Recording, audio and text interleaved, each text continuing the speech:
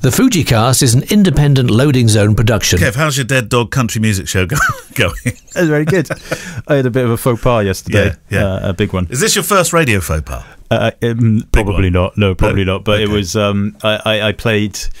I played the Kate Rusby version of the theme tune to The Littlest Hobo. Remember that song? I do. That was kind of, was it a 70s, 80s television programme, wasn't it? Oh, yeah, early 80s. I mean, it was one of those things you'd come home from on school. You and I, it would have been our generation, right? Wasn't it a Sunday afternoon show? It might have been. Yeah, I don't know. think There's was. a voice. Yeah. Keeps on calling me down the road. I love that song, right? And I thought, right, I'm gonna play that on the show yesterday. Nice. And I got a Kate Rusby version of it, so it's nice and folky. It wasn't the original, which is awful. And as I was playing it, my friend messaged me on Instagram. He said, "Oh my God, I'm in total tears listening to this." I was like, "Oh, what have I done?" He said, "We're literally just having our dog put down with the music playing in the background." Oh, Kev. Poor old Meg.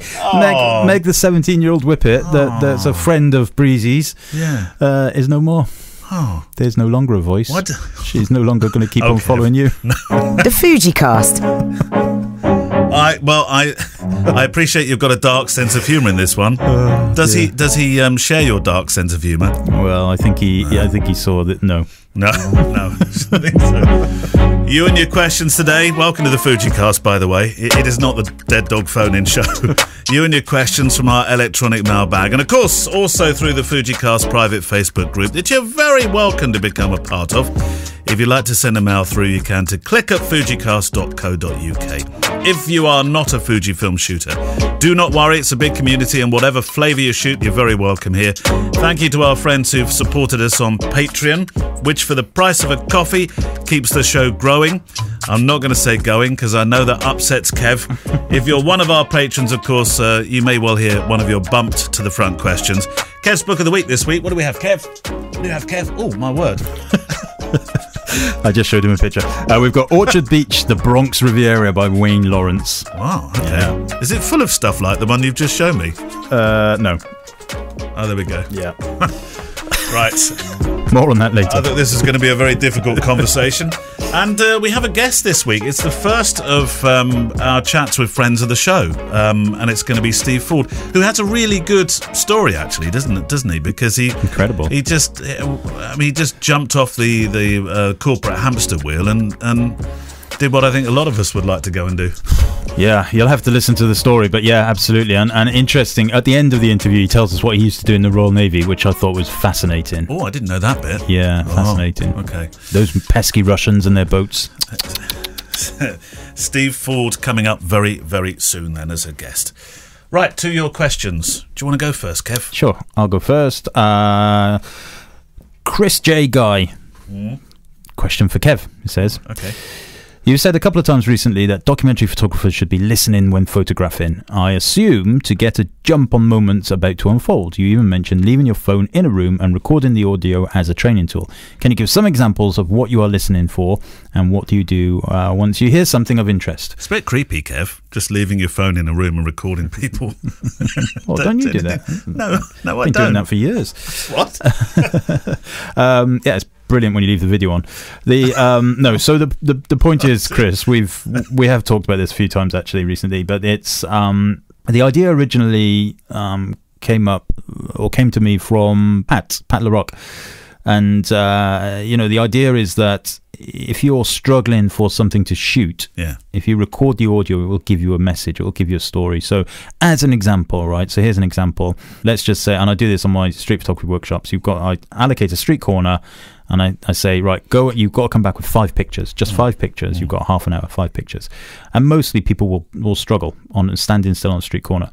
But what I explain to them is if they record the audio on their phone, just 5 minutes, go into a coffee shop, whatever, listen back to the audio, you will hear things that tell you the story of that street corner. So you'll hear the cars, you'll hear water running, you'll hear pelican crossings beeping, you'll hear the voices of the people in the shops. All of that stuff will help you think, okay, there's the story, that's the story. Same at weddings. So drop the phone down, record the audio, you'll hear things like you might hear the chefs shouting in the kitchen, and might think, okay, so if that's a story. You might hear kids playing in the in the background or whatever, or you can hear Granny and Grandad having an argument in the corner that you might not pick up when you're just too busy walking around with the camera in your eye. So that's really it. So audio is as powerful. Do you practice that though? Is that an exercise that's very good and strong to help you tune your eye? But do you practice it when you're actually doing it? Yeah, I do, and not so much at weddings. I mean, I occasionally at weddings when I'm really thinking, there's not a lot going on here, I'll do that. Yeah. But for street photography, all the time. Yeah, it's brilliant, really, really brilliant. Do you use that audio sometimes with your stories? No. You should do. No, I don't. But yeah, you're right. You could do. And I always say to people, look, the whole idea of recording the audio is not for it to be a backdrop to the pictures, because typically it's going to be 5 pictures. But yeah, absolutely, you could. So I use it as a vehicle for helping the observation elements. That's it, really. One from Paul Sillard. This is gonna. Do you want to look at your screen? This is a bit like something from. Oh, have you seen it just reminds me when they say look at the screen. This reminds me of. What's the program we've been watching, Kev? The detective thing on Sundays. Line of Fire. Line of Duty. Line of Duty. Line of Fire. Maybe they are. Look at your screen. Yeah. OCG. Yeah. Yeah, this is going to make you feel a little bit squeamish, Kev, because here's a picture of a. We should put this on the show notes. This is how to organise your cameras in a box. I mean, look, this isn't just dividers, Kev, though there is a divider version below. This is actually those Pelly case. Yeah, the Pelly case with a small foam squares that you can cut out, so everything fits perfectly. Even like the right angle piece of a wire would fit into one of those squares that you can take out, Kev. How does that make you feel? Yeah, well, I actually have a Pelly case for my GFX, but those little black squares fall out all the time. Do they? Yeah. Oh no, I found that quite good. Really? I did a shoot last weekend down in West Wales, and I took my Pelly case and my GFX, and I actually took the camera onto the beach in a carrier bag with the lenses because I just couldn't be bothered. You pick up the box, it all falls apart, rattling. Releasing your inner Jane Bowen. Yeah, it wasn't a carrier bag, but it was like a posh carrier bag, one of those Hessian sack type things. Oh, right, okay. But yeah, I look, honestly, the camera case with the little black squares and everything, I get. Yeah. All of those dividers in the one below, I do not get. Oh, that's music to my eyes, though, Kev. That really is. Look at how difficult it would be to get in and out, and all that Velcro. Although it's probably not Velcro, because Velcro is a trademark. It's a company, not a thing. But Kev, really, this is just like the Pelly case, only softer and lighter, which I thought you'd like. It's the reason for going Fuji, after all, isn't it? No, it's even got the silicone gel little packet down there to keep the. Stick it all in there. Just leave it in there. Paul says, hello, Ken. Look, you've got a new name. Hi, Ken. Hi, Ken. I'm going to call you Ken now. You can be my Barbie. Thank you. Hello, Neil. Your webcasts are keeping me sane when I'm driving or cycling or walking the dogs. I started with Fujifilm with an X100 around 2011. Was that the year? When did they come out? That was the year, wasn't it? So right from Paul was an early adopter. Mm-hmm. Since then, I've been around the block with the X Pro, the XT, and the odd X100 here and there. However, I've sold my X100. Is that X100s or I sold my 100S? I think it means. Yeah, it's always hard writing the plural of X100. Yeah, and thought that my X Pro 2 with either the 27 or 23 lens would suffice. However, recently I've decided to sell a couple of lenses from my kit bag, which released some dollars. And then in a moment of weakness, I went into the local camera store and splurged on a 100V. And both the adapters justified the purchase with the lens, shutter and built-in flash and the new lens. But one great attraction is that there are only 3 lens options. So I'm trying to decide which lens to take on a walk. I've put together a travel kit using a 10 Toolbox 8. There we are. Yeah. And then the Pelly case as well. Feeling of using an X100V is something very special. Looks like Fujifilm have created the almost perfect camera. But there's a male thread on the front of the lens, when every other camera lens has a female thread for filters. So now the poor X100 owner not only has to buy a stupid double female adapter, but he or she has to unscrew the said adapter if they want to attach the wide angle or tele adapters, which of course have a female thread. Oh, there's a reason behind that for the thread on the X100. So there is a question, but let's go for the thread first. Okay, it's because it's called the vanity thread. That's what it was originally called, the vanity ring. Right. And it was all to do with the lens itself on the X100 and the adding these adapters, the adapter lenses, so the wide angle conversion, the teleconverter, and all of that kind of stuff. So, and then the weather sealing. So there is a reason for the X100. Method in the madness. And I'm fairly sure all of the other cameras have a standard filter, because I just have normal filters that I screw into my other cameras. Okay. Yeah. He says if that wasn't stupid enough, he's a bit angry. They made the X100V weather resistant, except for the front. Yeah. So after spending circa 2k Australian, we have to buy the adapter and a protective filter to make the camera weatherproof, which I have to remove every time I want to use the lens adapter. Now for a question. There are dozens of YouTube videos about lens hoods for the X100. Do you use a lens hood? Is it necessary? What are your thoughts? No, I don't use lens hoods, but it does depend a little bit on where you are. And so if he's in Australia and stuff like that. Yeah, going back to that point about the weather sealing, though, what you have to remember with the X100 is that you cannot get to the sensor, right? So the weather sealing, yes, technically you do need that ring to totally seal off the front of the lens.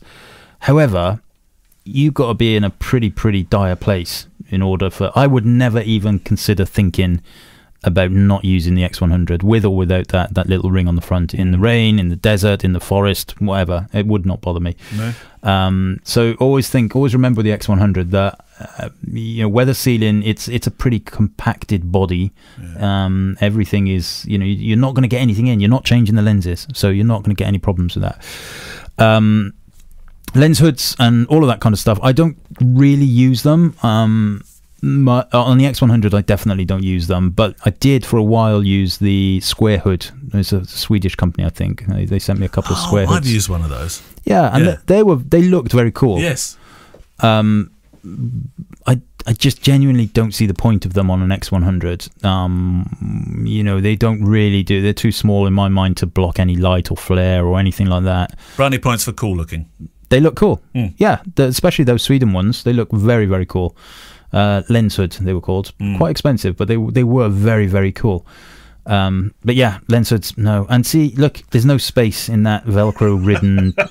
I can just hear the noise now. You don't like Velcro as a noise, do you? Oh, I hate it. Why? What's the problem with church. it? Yeah, but you're not. It's not a Velcro lid on this bag. It's a zip lid. No, but I always unzip my camera bag before it starts. The only thing that I find a bit awkward is if you need to change a card, because they're all Velcroed, aren't they? Sometimes you think, I need to change a card. And it'll always be at a quiet moment where somebody's doing a sermon. And you're trying very carefully to Yeah. underneath the pew. I'm being disingenuous, of course, because lots of, just because I don't like using them, I can understand fully. It looks great. It actually looks really cool what he's done. But for me, I just don't have the patience for it. I just want to put my hand in the bag, pull out the camera, and I'm done.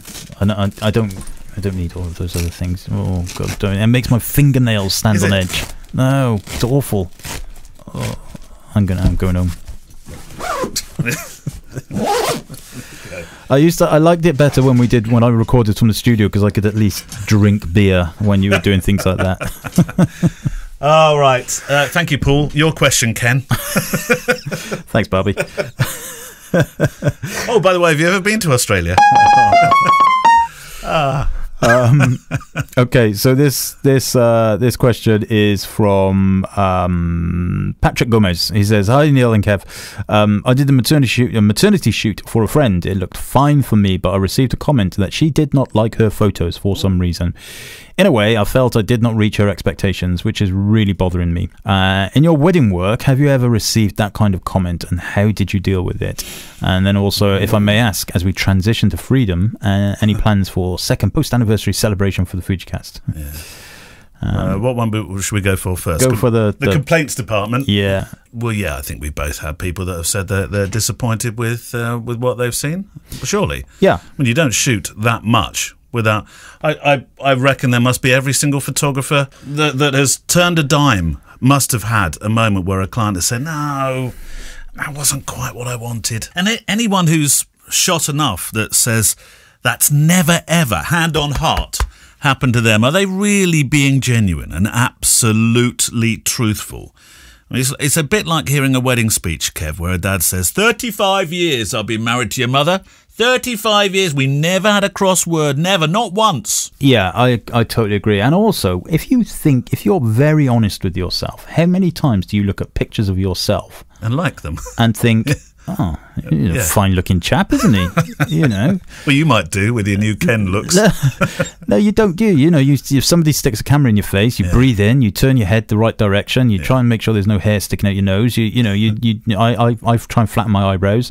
Sanjay Jogia gets his guns out, and that's Sanjay has. We love. Sorry, well, I feel we can say this because we know him, and I think it's the sort of thing we'd have in a pub conversation with him. Sanjay, why do you always stand like that when you're in it? Because he has a standard.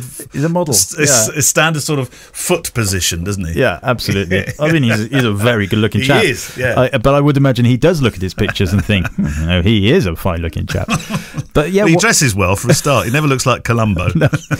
But one very rarely looks at their own photos of themselves and think, oh, I really like that. So you have to think about that. And when you're delivering X amount of 100 pictures, they're not going to look at all of them. Of course, you want to get beyond that and get beyond the insecurities, I suppose, that a lot of people have, and try and make sure that the story comes through. And that's a very difficult thing to say to a client, isn't it? Look,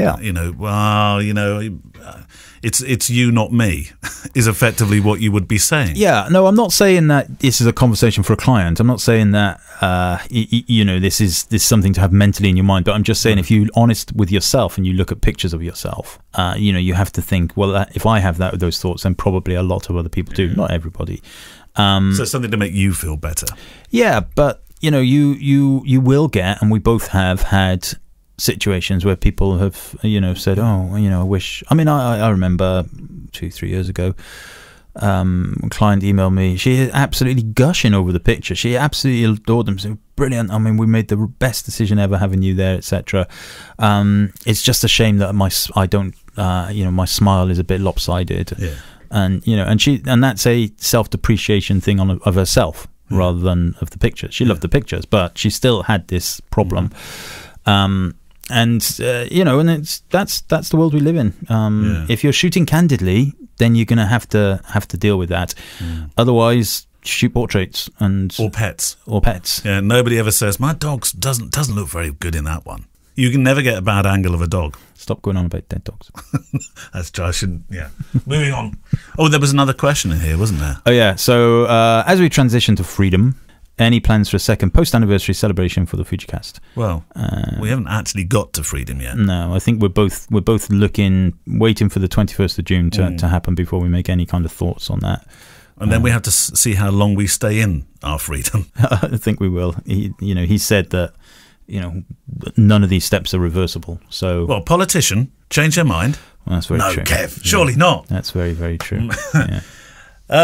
One from, well, I'm just going to say Howling Bassett now. Insert yada yada yada here.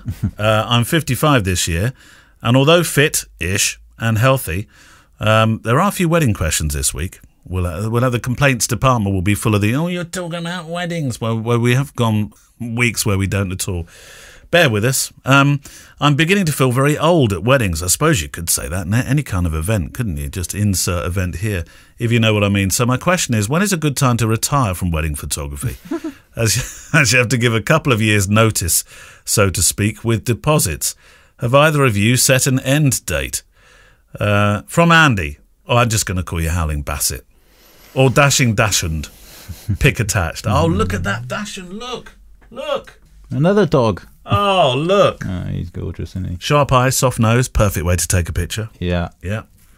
Lovely. Look at him. He's just saying, Phoebe. Phoebe. No, he's not. He's saying, love me. He's not. He's saying, does my fur look fat in this? Yeah. Oh, don't like that angle. Never use that photographer again. I've got my tongue sticking out. Yeah. Well, that's quite a good question. Are you going to retire? Well, I have got this romantic notion that I'm going to do 1,000 weddings and then stop. Because I think I might have done it by then. So you've still got, 200 to go? No, 100 and something. Yeah. There we go. Well, But I don't knowing know you, that. that'll be done in 6 months. Well, in the old days, during the war, before the war, but I don't know because, I shot an event. It wasn't a wedding; it was a funeral. But I shot an event, and I thought, I feel very comfortable shooting events.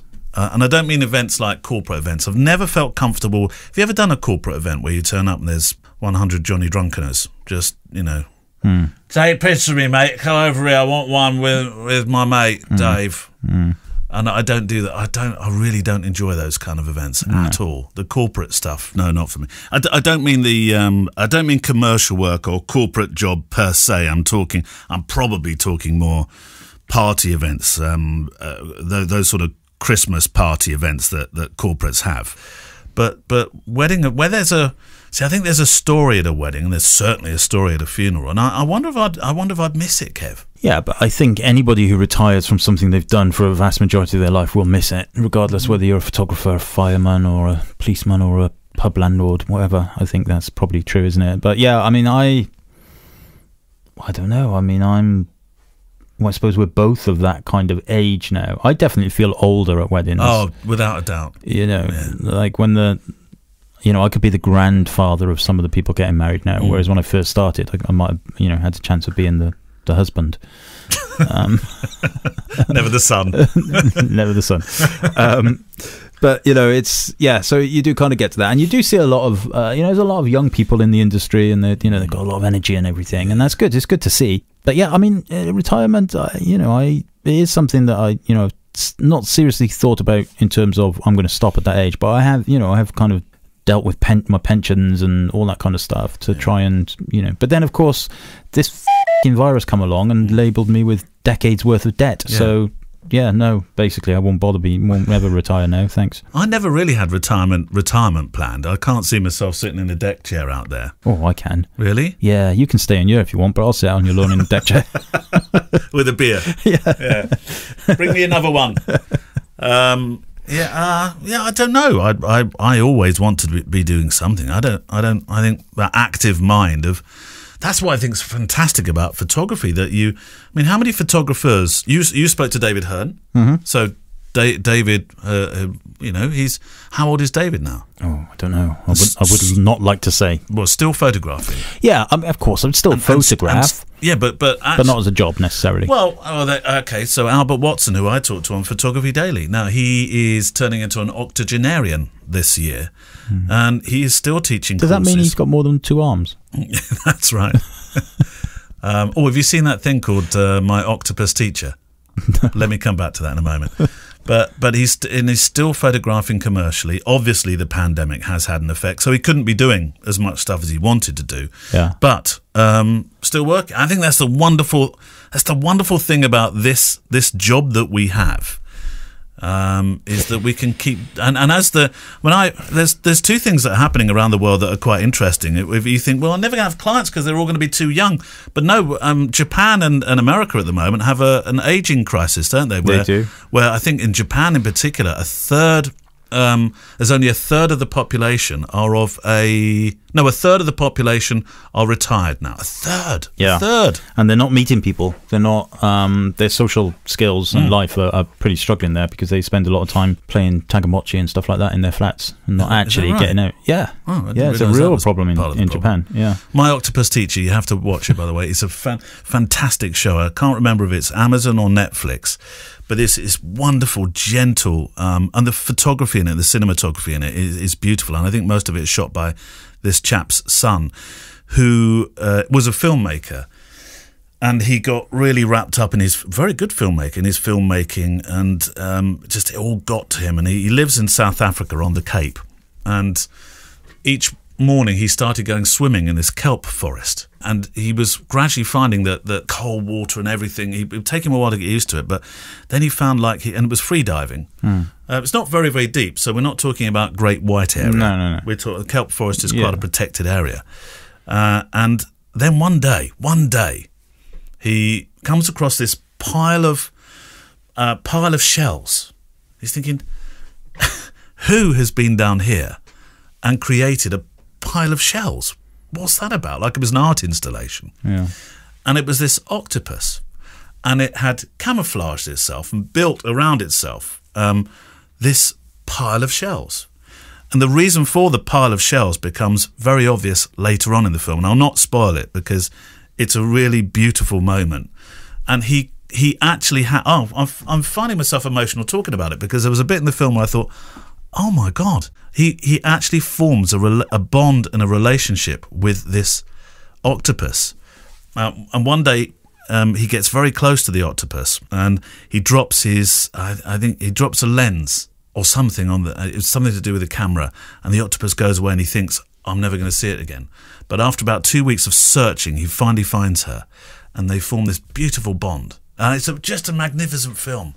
The octopus only lives a year. That's the lifespan of an octopus. So you kind of know what's going to happen right from the outset. But the story, wow, is probably one of the best. My Octopus Teacher, one of the best things I've seen on television in a long, long, long while. And he's such a wonderful, generous, kind-natured man. I will look for that. I seen an octopus once when swimming. Me and Gemma, when we were first courting, we went to the south of France on holiday, right, before kids and stuff. And we were swimming, we were snorkeling. And careful. And then just snorkeling, and we were swimming over actually where we were, a place called Cap Ferrat, really nice snorkeling and all that kind of stuff. And then all of a sudden, Gemma was in front of me. She kicked me in the face, full on with a flipper, and just disappeared, like splashed and just run away, kind of thing. Did she ink?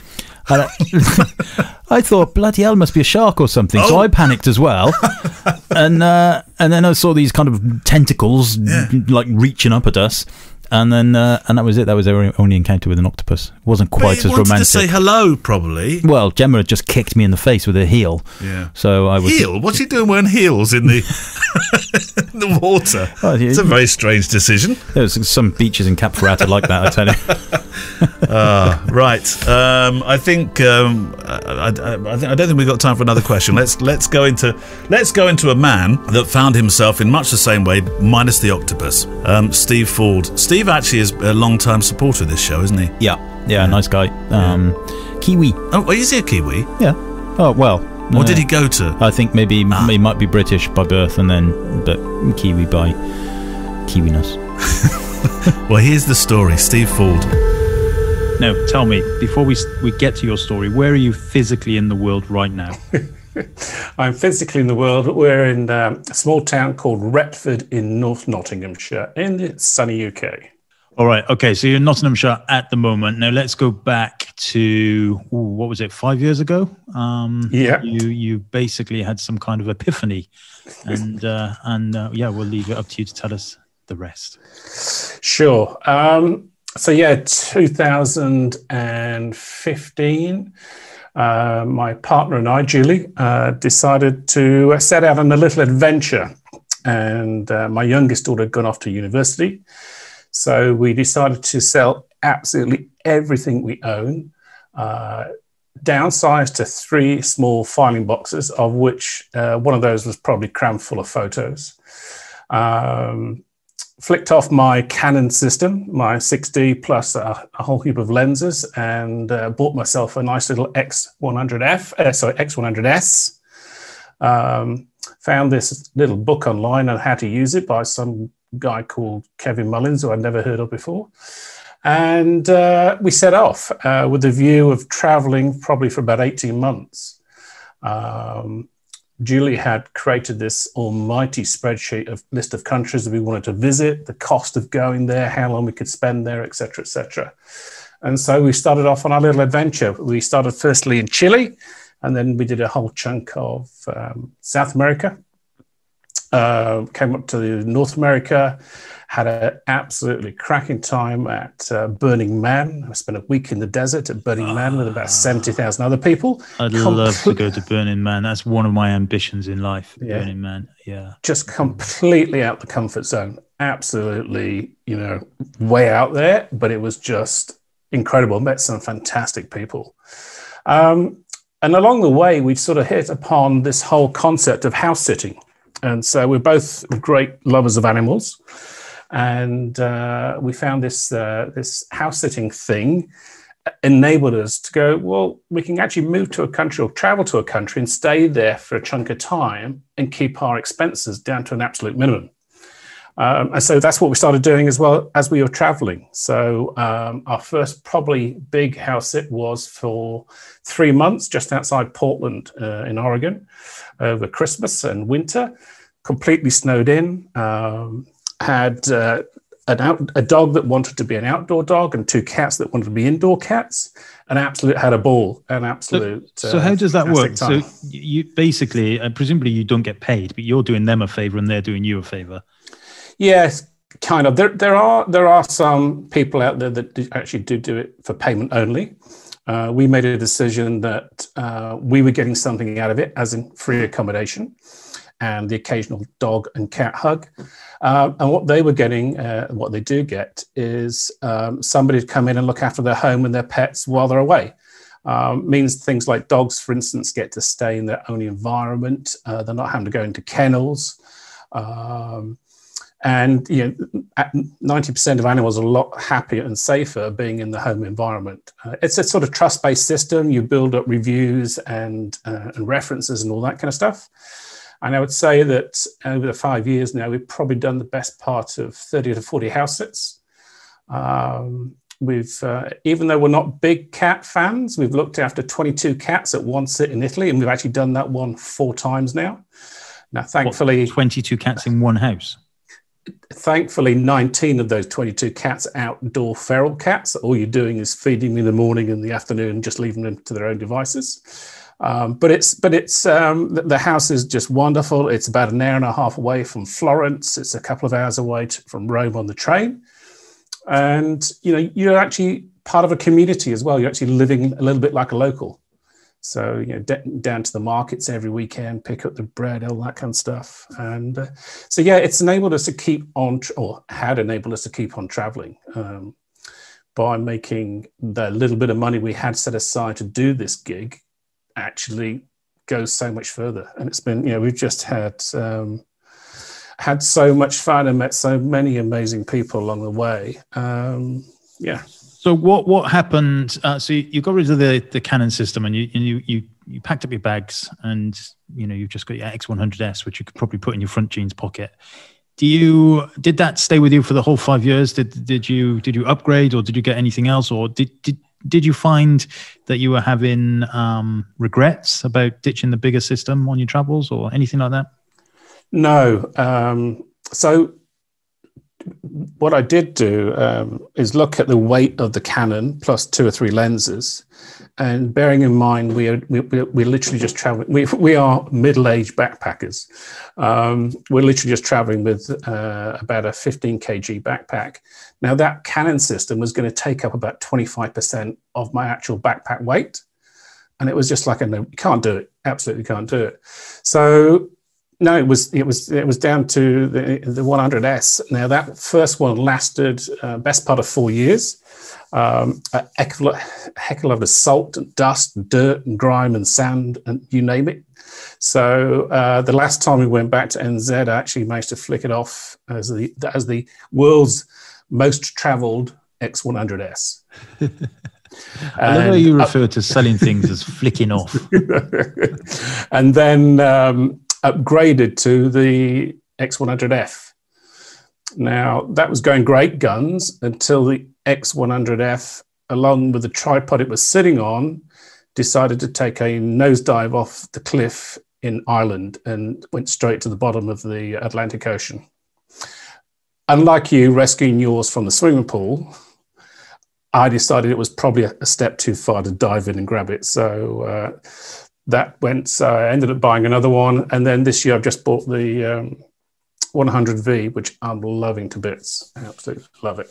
Okay, now here's a bit of a kind of curveball question. If you do you think if you had the X100V 5 years ago when you started on your travels, when you first set foot in Chile, would you have got stuff that you perhaps didn't get with the S? That's a really good question, Kevin. I think possibly more video work than what we actually did. We both had smartphones, so we use those generally for video, but I probably would have used the video capabilities of the V more than I did do. But I think generally, I would have used it in pretty much the same way. I love street photography. I love just hanging out in the community and just grabbing moments. So yeah, possibly more video out of the 100V. Yeah. I think there's something to be said for hindsight and stuff like that. And you're right about the video, but there's you become accustomed to a camera, don't you? And if you've had it for 4 or 5 years and you've been using it every single day, as you will have done, then actually there's that affection for the camera itself is there as well, I think. I'd go far to say that it's almost the X whatever it is, 100, then Julie, and then my daughters, and then I just love the styling and the retro look of the X100s. They're just such beautiful looking cameras. They really are. Well, I actually think the X100S was the original X100. I really, really loved the retro look. And then they kind of refined it a little bit for the X100S. And I feel like with the X100V, the latest one, they've given it a bit more sharp edges and stuff. So I don't think it has quite the same retro look about it. Yeah, I'm with you. I'm with you on that one. It's a little bit more modern. Of course, they have that flippy out screen thing, but but it's a great travel. It's a wonderful travel camera, regardless of which version you have in your pocket. It's I couldn't recommend it any more to anybody to grab one of these. So you're traveling around the world. You're some points you're in Burning Man, other times you're in a vineyard in Italy. Sometimes you're in India. You're in Thailand. You must be in different states of technology in terms of accommodation. How are you doing? How's your workflow working out? Have you just got a laptop that you try and plug into the nearest thing possible? What about batteries and memory cards? How did that all come together? Yeah, I think there's certain things. For instance, we've done a couple of Caminos now, and certainly on the first Camino, all I did was take the phone with me and just backed up the phone whenever we had reasonably good 3G coverage. I use a MacBook, and then whenever I can, I throw it up to Dropbox. So I've had probably one hard drive disaster in those 5 years, which cost me a bit of an arm and a leg to recover about 90% of the data.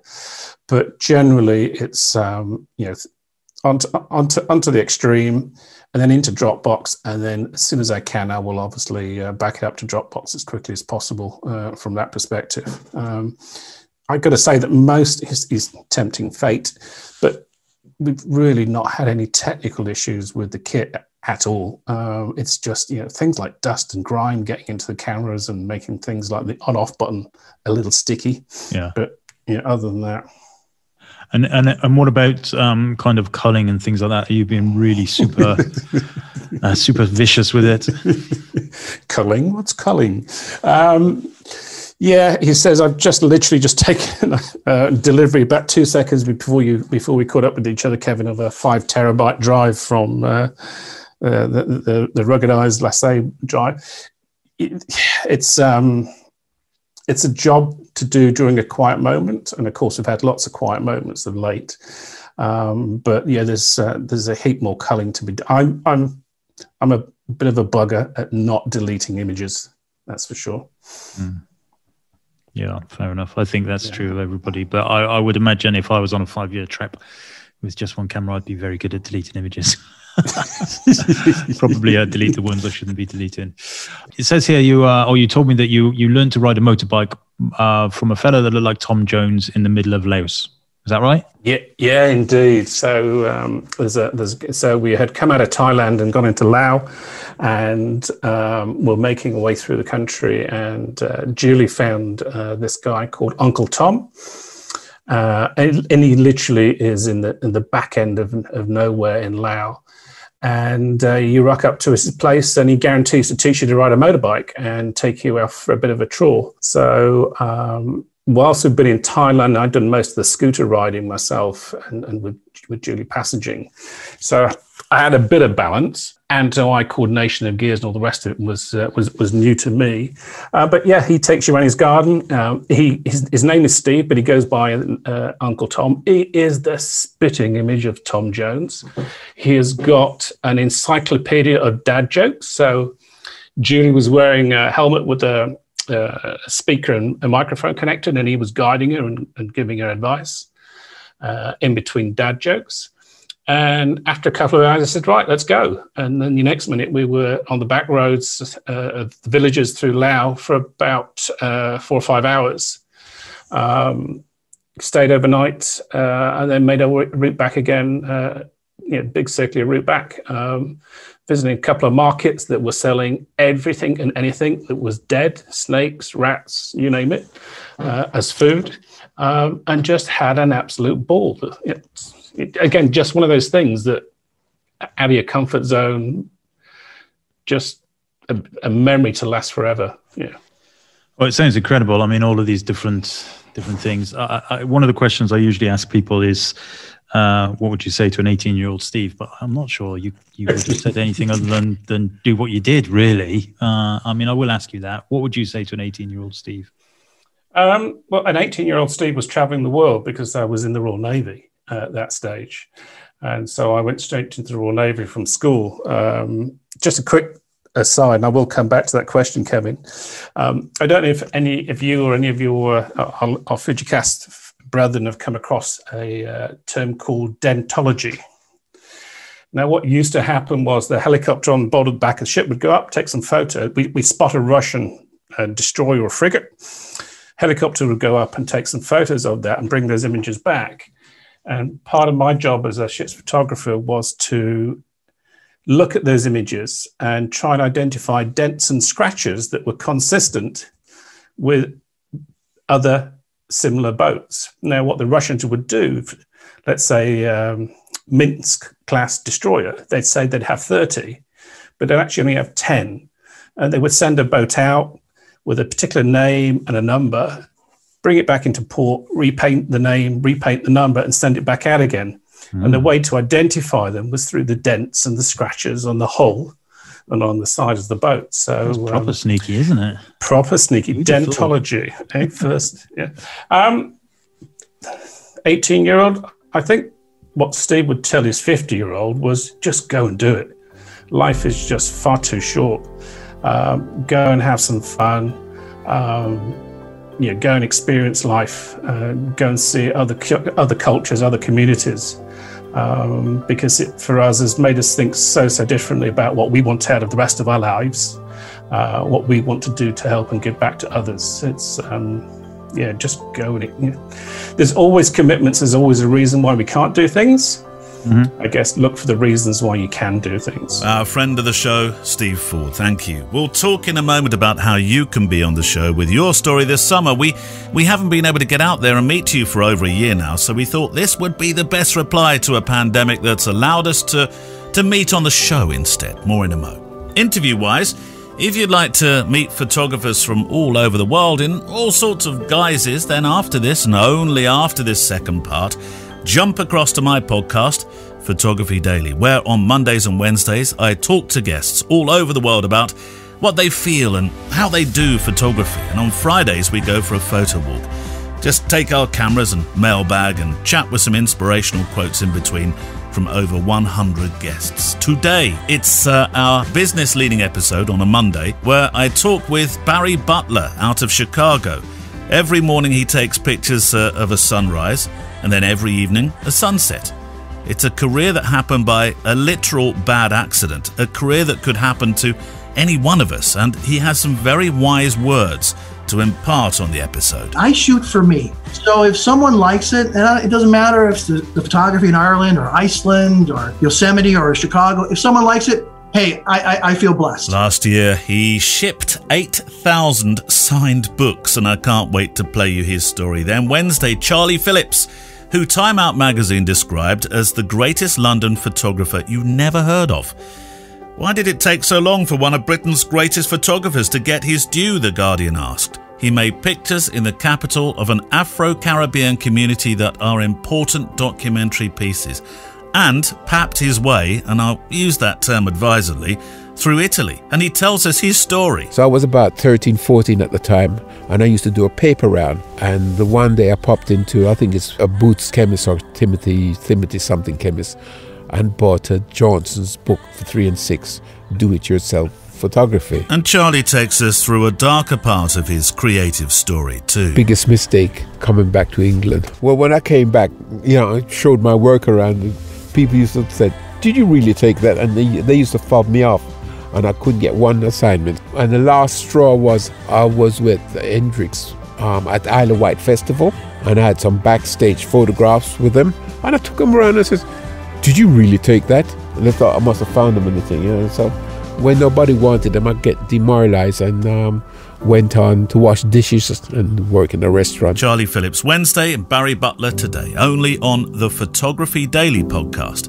Subscribe to hear stories of life told by photographers. Right to you. We would like more of your stories for this podcast here now. And if you would like to be a friend of the show, sharing your story, let us know. Something that's story-led, please. And we've got some great emails coming in on that front, haven't we, Kev? Yeah, we've got. I'll get in touch with everybody who's messaged to tee up a time. Yeah.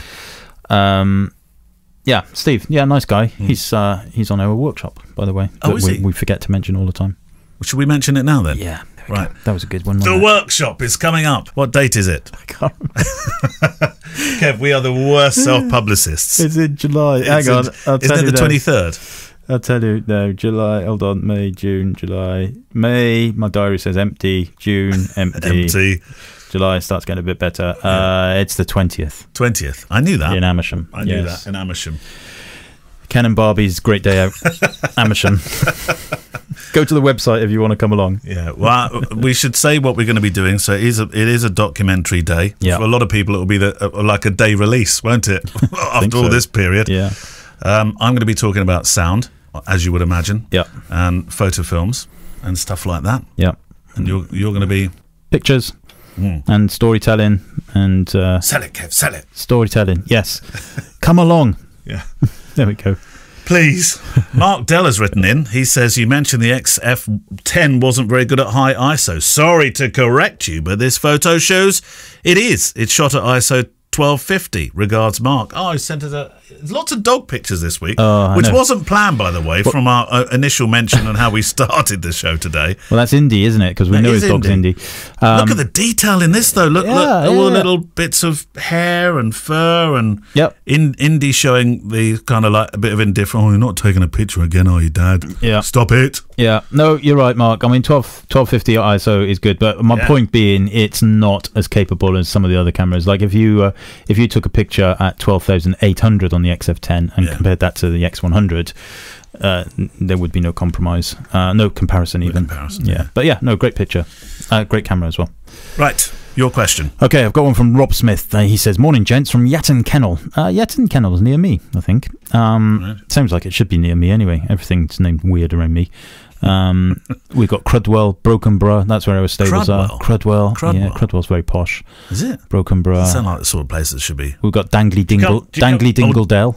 Dangly Dingley? No. Dangly Dingledale. Wasn't that something in a Noel Edmonds show? Dangly Dingledale. Dingly something. Is real. Anyway, Yatton Kennel sounds like a condition. Have you got Dingley Dell? Yeah, I have. I'm trying to shake it off, but it just won't move. That's where we take the horse down Dangly Dingledale. Is it? Yeah. Right. Along the Foss Way to Dangly Dingledale. Anyway, I digress. I moved to Fuji about 7 years ago with the X100T. Absolutely love this camera. Brackets with the great help of Kev's book. Yes. My book. Instead of lugging a Canon DSLR around. Call me crazy, recently sold all my Canon gear and lenses and also put my X100T and bought a XT3 with a kit zoom plus various primes.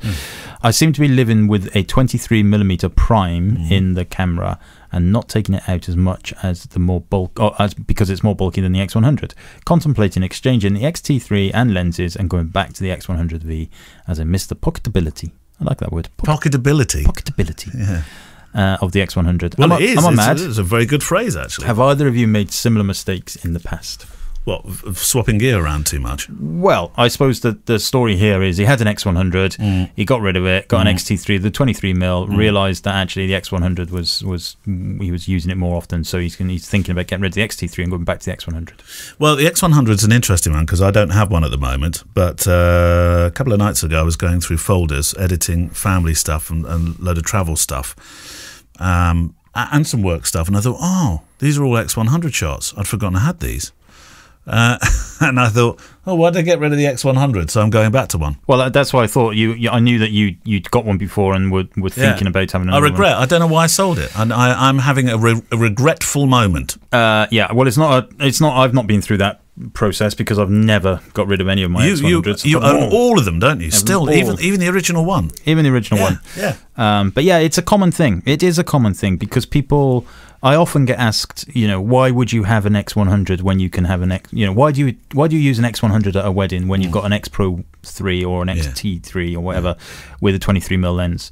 And the actual answer is because it's much more fun using the X100. It's lighter, it's quicker, it's faster, it's more pocketability. It's great. And the 100V is a game changer to use professionally, isn't it? Yeah. I mean, the F was good, but the V. Yeah, absolutely. I mean, the XT range has its place for sure. It definitely does. But don't if you think that the X100 it's the portability that is the thing that you are missing, then that's the problem. So get rid of the XT3, get your X100V back. Yeah. This one is from James Sauls. Evening, gents. Hope you and the families are well. I wanted to ask a non-photography question, more of one about email actually. Occasionally I'm told that emails have this is going to be one for you, Kev. I'm told that emails I've sent to customers have ended up automatically in their junk folders. Are there any actions I can take to mitigate the chances of that happening? For example, a customer I spoke to today had received my contract via Adobe Sign, the invoice via Zoho Books, but the email I sent containing all the cover details for my business email account, got junked. Any advice? Welcome. Yeah, I mean this can be a problem. There are technical things you can go through. You can with the kind of MX records and stuff like that. The host of wherever your email is being hosted, it should be doing all of that stuff. However, at the end of the day, it gets dark. It does get dark, and then in the morning it gets light again. Business cliche. If you are using your email, the more you use your email address for things like online directories, newsletter sign up, all of that kind of stuff, the more chance you have of your email being flagged as potential spam. But that's terrible because you want people to subscribe to newsletters and stuff like that. Yes, correct. However, no, I'm not saying James would have done this, but I know. No, but if that happens, that's not great, is it? No. But I know that lots of people in the past would sign up for. From an SEO point of view, would sign up for absolutely everything with the hope of a link back and all that kind of stuff. Right. And that's a sure way to get your email address blacklisted. However, you can there is a tool called MX Tools, which I use, to do a blacklist check on your email address. Right. So just pop into Google MX Tools, you'll find it, all one word. And what it will do is it'll tell you the trust level of your email address. Oh. And if you have it monitoring it, it will send you an email every week. It will say, your trust level is 100%. That's what you need it to be 100%. If it's anything less than 100%, you will be losing emails to junk folders. So just look after your email address, look after the domain name, look after the what you do with your email address. That's critical. I remember lots of people speaking to me about using their email addresses and things like that for like yell.com and basically doing all this kind of stuff to try and get their website to rank higher, but actually they were kicking themselves in the knackers. That's the website address, that's not the email address. Well, no, your email address is put in there as well, isn't it, sometimes? So again, I probably James isn't doing any of this stuff, but some people will have been submitting their email addresses to things in the hope of getting some stuff from it, and those email addresses will then be sold off. It's pretty brutal out there. So say you use this, what was it called again? MX Tools. MX Tools. Say you use this MX Tools and you find yourself at, I don't know, arbitrary number 82%. What can you do about it? Well, you can speak to your whoever's hosting your email, get them to the technicality of it, it's called a DMARC check, DMARC. So they would need to be making sure that the DMARC is correct, and you can then. So they have certain servers, like one of them is called Spamhost, that monitors this stuff. And if you're blacklisted on there, which MX Tools will tell you, then you can say to Spamhost, look, I'm not, honestly, please take me off there. So you can do things like that. But yeah, you want to use MX Tools to tell you in the first instance. It will also tell you which domain or which servers you're blacklisted on, and it will give you advice on what to do. This might sound like a daft question, but if for any reason you've ever spammed something by or put it into a spam or junk folder when you didn't mean to, can that sometimes feed back into the system? Yep. Yeah. So when you occasionally spam something, you've got to be very careful about that, haven't you? Because I nearly junked an email address, but of course it was at gmail.com, and I was thinking, oh, don't do that, because then I'll get none of the gmail.com stuff come through. Yeah, I mean, these days, this is what the DMARC checking is all about. These days, it is pretty good. You know, you do need to be a little bit careful, but it's a lot better than it used to be. But yeah, I mean, you know, the first thing to do is check MX Toolbox. I just put your domain name in there. My one or his one? Your one. Oh no, what's mine say? We notice you are on a blacklist. Am I? Only one though. Oh right. Out of about 100, so that's fine. Right. Well, you said anything less than 100, I'm in trouble. No, 100 points. So this is your domain name rather than your email address. Oh right. Okay. Let me do your email. Why would I be on it? No, don't do that. I'll do mine, right? So Kevin at kevinmullins.photography.co.uk. I bet, but yours is going to be 100% SWAT, isn't it? Eh? Well, it should be. Yeah. What does it say? 100. Yeah, 100. That's fine. But then, in fairness, I use my email is hosted by Microsoft. I use Microsoft Exchange, hosted with them. Right. So it's not a third-party hosting. So they in terms of the all of the technicalities of everything, it's fine. But at the end of the day, if I abuse my email address, then I would still be suffering the same things. So yeah, just be careful. And of course, if somebody does flag your email as spam in there, it all feeds back in. It all goes back in. Get enough of them. Oh. And you have to change your email address. Oh, God. Happy days. Should we talk about dogs again? Right, book of the week. Okay, so book of the week this week is Orchard Beach, the Bronx Riviera. The Bronx Riviera. By Wayne Lawrence. So I'm going to read the blurb, right? So it says, Orchard Beach might not be the most elegant place to sunbathe, but if you live in the Bronx, it's the closest place to swim, relax on the sand, and escape the city's oppressive summer heat. Drawn to the public beach for its less than glamorous reputation, photographer Wayne Lawrence felt a connection to the community as soon as he began snapping pictures. Ooh, why would they use the word snapping? Anyway, his glamorous pictures... I think you come out in hives with that word, snapping. Don't you? No. Crocodile snap. Photographers take pictures. His glamorous pictures of proud men and women, loving couples and families at play challenge stereotypes associated with working class people by focusing on the universal themes such as the ties that bind the cultural pride. Whether Anglo, African, American or Latino, statuesque or stout, young or old, each individual is treated with dignity and sensitivity. Lawrence's subjects are a community standing in defence of popular opinion, proud to call Orchard Beach their own. It's a really interesting book. It reminds me quite a bit of... It's Parr-esque, isn't it? There is an element of Parr in there, yeah, but there's also an element of Bruce Gilding. Ah, yes. For sure. Yeah. Very kind of detailed portraits. But essentially, it is portraits of the people on this beach. Now, you and I don't know Orchard Beach. We don't know what it's like. Never been there. The subjects in the pictures do, imply that it's possibly not the most affluent area. It's definitely their playground. Yeah, but the pictures are amazing. There's black and white colors as well, but they're portraits. Yes. But they are people, real people. And they're well considered portraits, they're well executed. And you're seeing a real diversity of people here. So we've got what we got here, Calvin and Destiny, 2008, a nice and beautiful black and white. And he's using flash on these as well, but very, very well balanced. Looks lovely. That's probably why you thought of the Gildon thing, because that sort of, this sort of stark approach is very Gildon-esque. There is a lot. Be prepared for a lot of... bikinis, but then you've got a lot of these guys, especially the guys that are very, very well built, muscular, ripped, bit like us. Yeah, just that guy reminds me a lot like me, actually. Freddie, his name is. 2011 this picture was taken.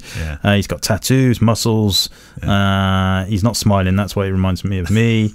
And then it was a really lovely picture. Again, there's no pages, but there's a beautiful picture of this woman holding a little baby sat on the balcony. They all look very happy to have their portrait. It seems like the photographer is managing to... He's getting a good connection with them. Yeah, he is, definitely. Because you can see it in them. You know, I think that would have been a challenge for some of these people. Do you? You know, some of these, especially the guys, don't look like the kind of person you're going to wander up to and say, "Excuse me, mate, can I take a picture of you?"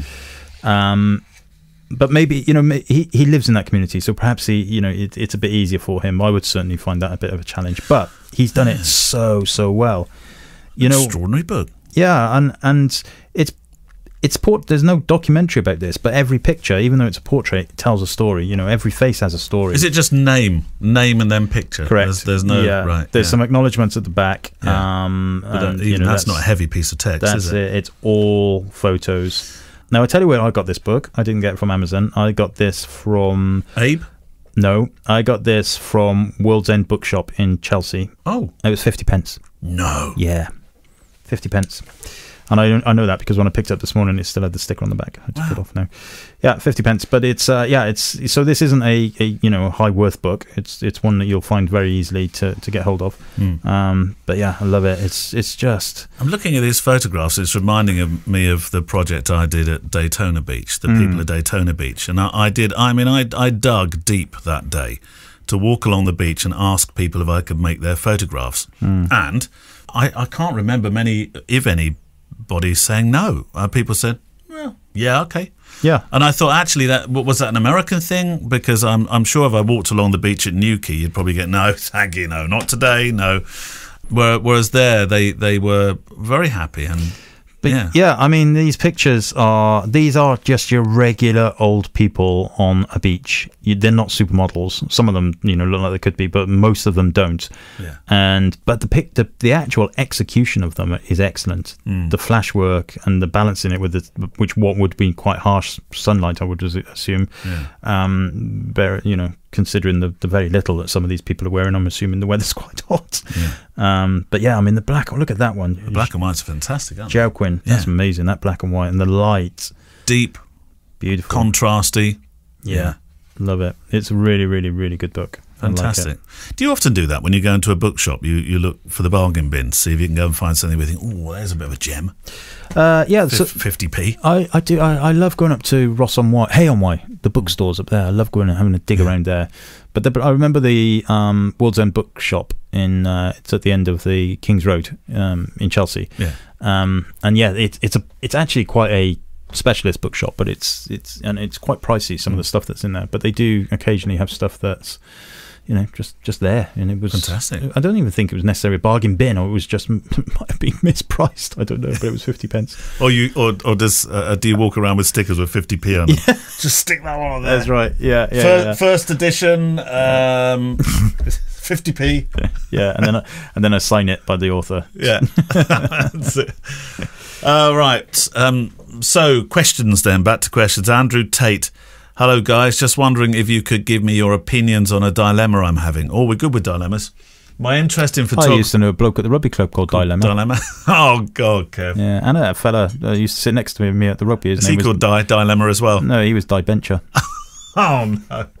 My interest in photography is mainly to document my family life with my wife and young son, my travels, days out, and things that pique my interest whilst walking the dog when I bother to take the camera. Generally, my photos are for my own consumption, not a big sharing person on social media, and neither am I looking to make a career out of it. Anyway, I've got a Fujifilm X-T3 with the 1855 kit lens. Good lens, 1855. I use that a lot of the time for filming.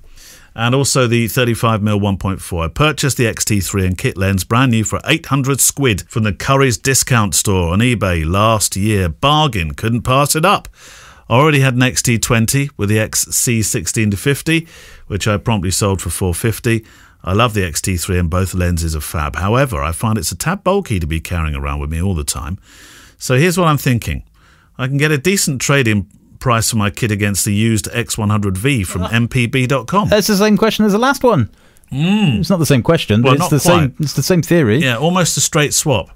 I've read and watched many a glowing review of the X100V. It's X100V week and dog week and wedding week, it seems.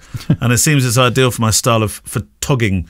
Basically, I know what I'll be getting in terms of image quality and performance in the cameras. It uses much the same internals as the XT3. My dilemma then. I do have a touch of FOMO. Would I be giving up this fantastic professional grade camera with interchangeable lenses for a smaller, more portable but equally fantastic fixed lens camera? Now, I know we talked about the fact that it was if you had a 23 on it, if you're doing eggs for eggs, and it was the fun thing that you saw about the X100V, wasn't it? But there is of course an advantage to having interchangeable lenses. So if you were offered, I don't think we did this just a moment ago. If you can have an X Pro 3 or an X100V, which would you choose, Kev? X100V. Every time? Yeah. I feel like I could do all of my work with an X100V, but that's my personal, I love that field of view. I would happily, I need, for weddings and stuff, I need an interchangeable lens camera. Yeah. I need it. But if I have to absolutely only have one, if somebody said to me, right, you can only have one camera, one lens the next year, Desert Island camera, to do all of your work on, I would go for the X100V, rather than an X Pro 3 or an XT3 or 4 with a 23mm lens. Yeah, never have a dust problem, would you? Never have a dust problem. I'd have the little vanity ring on the front that screws the wrong way. That sounds terrible. So yeah, X100V, and this idea of FOMO, fear of missing out. Yeah, it's a new phrase over the last couple of years, wasn't it? Nobody had FOMO before. We've got FOMO now. Yeah, don't worry about it. You answered your own question, Andrew. You're not a professional. It's for your own family stuff. Make it as enjoyable as possible. Yes. Don't give yourself options. The more options you've got, the more complicated it gets. I think you've essentially done what he just said in this last sentence here. In short, would either of you do what would either of you do given this situation? He said, don't worry, I'll not be offended if you were to tell me to man up and get out there with a camera I already have. There you go. Yeah. Okay, right. Well done. Yours. This is Jeff. Jeff Petrie says, I haven't photographed a wedding in years. Same as us, and I'm slowly making my way back into the business. It's a level playing field. Yeah, our customers still wanting albums. Which album companies are you using? Yes. Yeah, that's the question. Well, this could do for portraits as well, couldn't it? Really? Of course. Yeah. So this is across the board, and actually for funerals too, because I'm doing an album for the funeral that I photographed. Sadly, I have to say that the company I've been with for years and years. Well, there's two companies I use. One of them's the same as you for Jorgensen, so Southwest Photo Mounts for them. Although I haven't used them for a year and a half, or really haven't. No. And then GF Smith, who do the lay flat books that I use.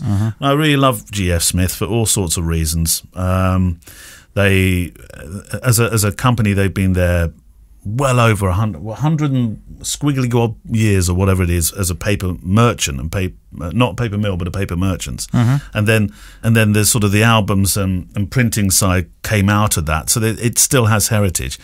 And then sadly GF Smith became a COVID victim in terms of the business just not being there for that side. They're still doing the paper merchanting, but they're just not there for the photographers now, and that's a great shame because I really like it. It wasn't, but it felt like because it was a family business, and it still felt like a family business whenever I spoke with them and dealt with them.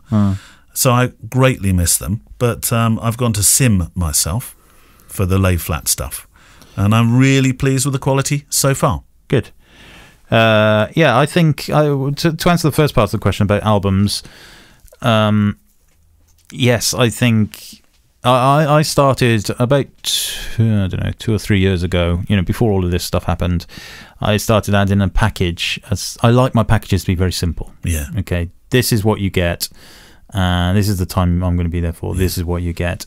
I'm not a big fan of, you can pay an extra £20 for 2 pages in an album. You can have different covers. Well, that just doesn't interest me. I know it works really well for some people. Works isn't it? for many people. Extra spread cost. Absolutely, but it's not for me. So I give them basically upfront options. Yeah. And I added a package which was essentially the big the Big Balls package, which included an album. Is that what you call it online? The Big Balls package. Kev's Big Balls package. Which included an album and extended time and all that kind of stuff. It's reasonably expensive. We're looking at kind of $3,000. And I would say I had no confidence in that product. I didn't think anybody would kind of spend that. I would say probably about 40% of the clients for that year went for that. Yeah. Good. I didn't get too many questions. Oh, we want that, but what would it be without the album? Yeah, I think there's still an appetite for albums for sure. I hate the word album. I call them books. Albums just make me think of pink, soft, fluffy, squidgy books. Wedding albums, like albums are something you lick the back of stamps and stick in. Right. A wedding book is something that you keep and nurture forever. I like the sound of that. Yeah. Albums, stupid word. So yeah, I think there's an appetite for them still. Yeah. I use Jorgensen. Digital Lab also up in Newcastle do different variants of albums. They've got some new stuff on the market now. And I even think, I don't know, but I think that potentially even Fujifilm do it at the House of Photography. They do print in there and everything. So lots of options. But if you don't offer them, then people are unlikely to be interested in them. Well, I am with you on that one, because I'd put in, prior to the war, I'd put in a number of top level packages, same as working extra hours and with an album, and the album was most certainly a draw, and I think people were starting, whether they will now. I mean, apparently there's 1.5 billion pounds of money sloshing around that people want to spend. Not necessarily in the wedding industry, but there's a lot of cash that's not been spent. I was listening to yesterday. There's going to be a big boom. But then there's going to be a big bust. Oh, really? Yeah. Oh, lovely. That's what happens. I'm saving all my money in the boom. It's like the 1920s all over again. They come out of the war, and everybody's like, right, let's spend and make loads of babies. And then they had the Great Depression. Although things have changed a little bit in the way things fiscally work since that last one, but I suspect, who knows, but booms are followed by busts. So yeah, I think I would agree with you that there are people out there that want to, and I have a similar package, and it involves albums, and people want it. So I think albums are back in business. There's no doubt about that. Books are back in business. Come on, Barbie. Well, it's been very nice. Let's get partying. Oh, Ken, I never thought you'd ask. Right, that is it. Thank you to this week's guest, Steve Ford, who has the perfect life. If you've liked any of this week's or parts of the show, or any of the shows, thank you. And if you can, and if you feel it's relevant, please do leave a review. We used to do a review feature, didn't we? Yeah. We should maybe go back to that one day. It was a gratitude moment, wasn't it, really? Apple reviews are very good for us. Yeah, they are. If you can share the episode on Twitter or Facebook, you're an absolute star. See you in the Facebook group for any questions you have about today's show. Did we reach the 2,000 members? I think we did, or something, didn't we? Where are we now? You can look it up while I'm doing the last bits. Send your questions, stories about your work, and anything of interest that you think the listeners will enjoy to click@fujicast.co.uk. Do not be sort of waiting, thinking, well, one day I'll get there. This is your week. This is your weekend. This is whenever you're listening to the show. This is your time for writing to us. Did we get to the 2,000? 1,000. Yeah. 900. No. And 43. Oh, I think I'm going to say 99. That would have been weird. Well, look, by the time, this week. We need another 57 of you. This time next week. Just get another account and book on. Music from Blue Wednesday, supporting music from the incredibleartlist.io. Oh, book of the week. What was the book of the week again? Book of the week was... well, we'll do a link, obviously. Orchard Beach, Bronx Riviera by Wayne Lawrence. Brilliant. We will see you next week. Bye-bye. Bye-bye. The Fujicast is an independent loading zone production. Email the show with your questions and words of wisdom to click@fujicast.co.uk. Email any complaints and political nonsense to our wives, who will deal with your comments in their own good time and in their own good way.